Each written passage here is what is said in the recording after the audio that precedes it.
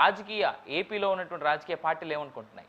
ఇదే ఇవాళ మన డిబేట్ టాపిక్. వెళ్ళిపోదాం. మనతో పాటు జాయిన్ అవుతా ఉన్నారు బొట్ల రామారావు గారు, వైఎస్ఆర్సీపీ నేత, అదేవిధంగా బీజేపీ నుంచి కర్ణం భాస్కర్ గారు, అనలిస్ట్గా విజ్డమ్ చౌదరి గారు, అదేవిధంగా జగడం సత్యనారాయణ గారు ఫ్రమ్ టీడీపీ.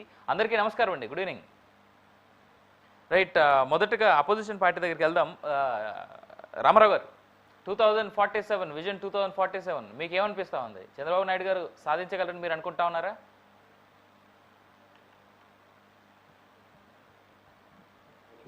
నమస్కారం అండి.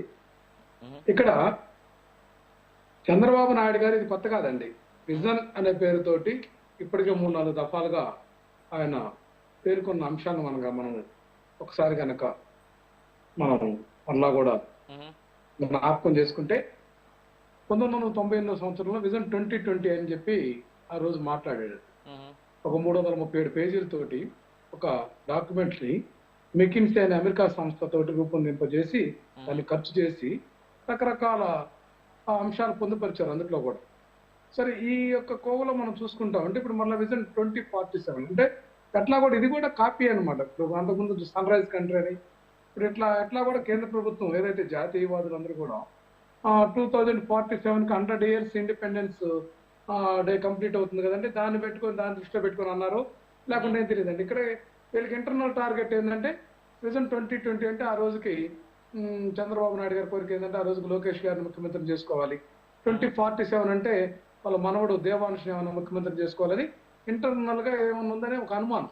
అట్లాగే ఇప్పుడు 2047లో P4 అని తీసుకొచ్చారు కదండి, ప్రభుత్వ ప్రైవేట్ భాగస్వామ్యంతో అందరూ కూడా మార్గదర్శి, బంగారు కుటుంబం అని చెప్పి ఇవన్నీ కూడా ఇండైరెక్ట్ గా రామారావు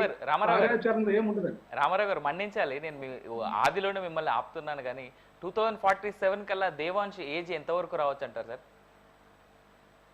వాళ్ళ ఆలోచన ఏదనండి, ఎవరి టార్గెట్ వాళ్ళది. ఇప్పుడు మన పిల్లలు ఉంటారు, 600 మార్కులు సాధించాలి, లేకుంటే టార్గెట్స్ ఉంటాయి కదా 10th క్లాస్ లో కానీ ఇంటర్మీడియట్ లో కానీ. అదే విధంగా వాళ్ళకు కూడా ఏంటిది, ఈ వ్యవస్థలో మేమే ఉండాలి ముఖ్యమంత్రిగా.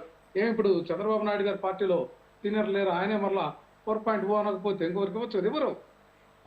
అంశం ఏంటంటే వాళ్ళ కుటుంబ పాలన అనేది కొనసాగాలనేటువంటిది ఇంటర్నల్ గా ఉంది.